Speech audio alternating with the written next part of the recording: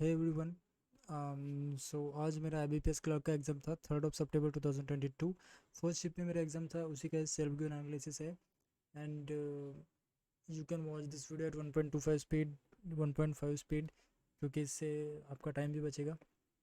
Then चलिए हम अभी देखेंगे रीजनिंग का क्वेश्चन रीजनिंग के क्वेश्चंस देखेंगे। सो स्टार्ट करते हैं हम मिसलिनियस से। सो मिसलिनियस में सबसे पहले तो सिलॉग्स थे। सिलॉग्स के 2-3 क्वेश्चंस थे जो कि एक ओनली अ फ्यू वाले थे एंड इजी ही थे। ये मैं इजी बोलूँगा क्योंकि मुझे तो इजी लगे। उसके बाद जो था वो था इनइक्वालिटीज़ के 4-5 क्वेश्चंस थे। इनइक्वालिटीज़ के 4 से 5 क्वेश्चंस थे, ये भी इजी ही थे। सिंगल सिंगल लाइन वाले थे, कोई डबल स्टेटमेंट वाले नहीं थे। सारे सिंगल स्टेटमेंट वाले ही दिखे मुझे। आई गेस एक होगा डबल स्टेटमेंट वाला, सो वो हम नहीं देखेंगे। एंड उसके बाद इनइक्वालिटीज़ के बाद ब्लड रिलेशन नहीं था। डायरेक्शन डायरेक्शन भी नहीं था।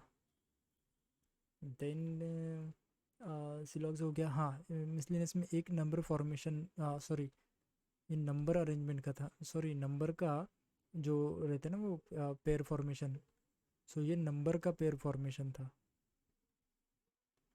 जिसमें कुछ नंबर दिए हुए थे, जैसे 7 8 9 2 3 4 5। सो ये 7 8 7 9 ऐसे पेयर फॉर्म करने थे। इसका आंसर 4 आ रहा था, मतलब जो ऑप्शन में मोर देन 3 था।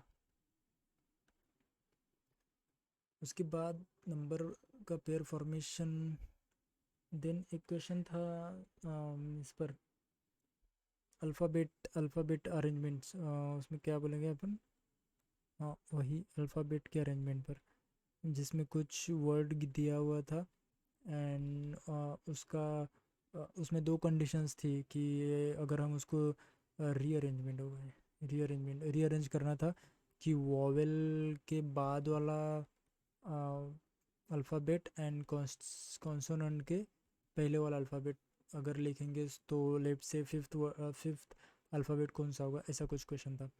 ये था। एंड जो मैंने सॉल्व नहीं किया वो वाला क्वेश्चन, मतलब अम, ये अपना वर्ड फॉर्मेशन, वो तो मैंने क्वेश्चन देखा भी नहीं, डायरेक्ट स्किप कर दिया।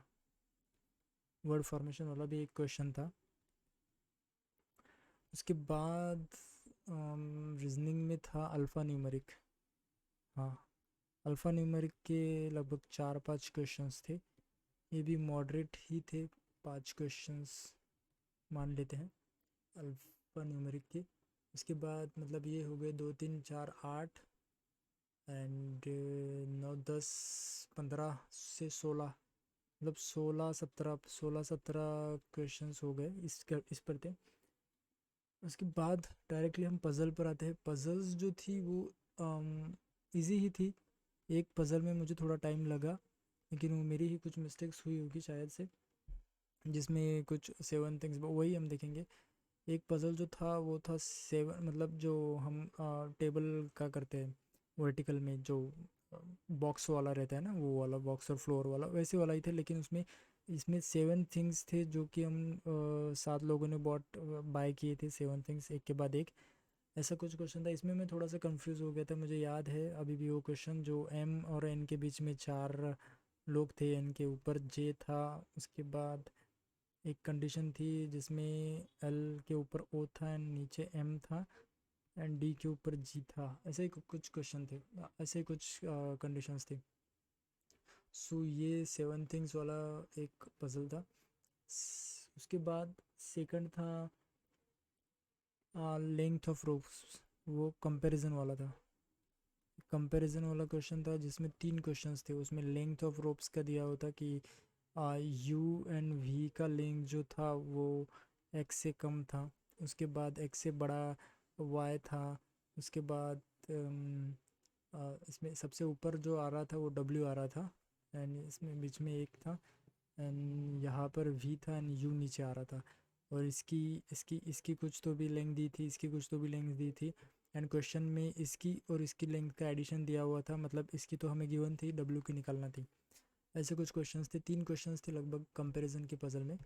उसके बाद जो एक पज़ल था मंडे टू संडे वाला पज़ल, ये इजी ही था। इस पर भी 5 क्वेश्चंस हो गए शायद से, 3-4 क्वेश्चंस तो होंगे ही। क्वेश्चंस का मुझे डिटेल पता नहीं है, लेकिन ये हम टेस्ट सीरीज़ में करते हैं, और ये जस्ट जो एनालिसिस है वो बस आपको ये बताने के लिए है कि क्वेश्चंस किस तरह से आते हैं। यानी इजीली ऐसे क्वेश्चंस हम टेस्ट सीरीज़ में करते ही है। कोई भी टेस्ट सीरीज़ हो, टेक्स्ट बुक हो, प्रैक्टिस मॉक हो, मैं टेक्स्ट बुक ही यूज़ करता हूँ। सो ये मंडे टू संडे वाला एक पज़ल था।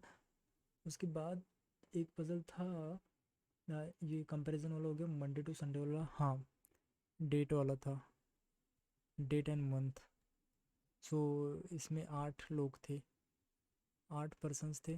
एंड जो मंथ्स थे वो थे आई गेस, हाँ जून थी, जून 8 एंड 23 डेट थी जून।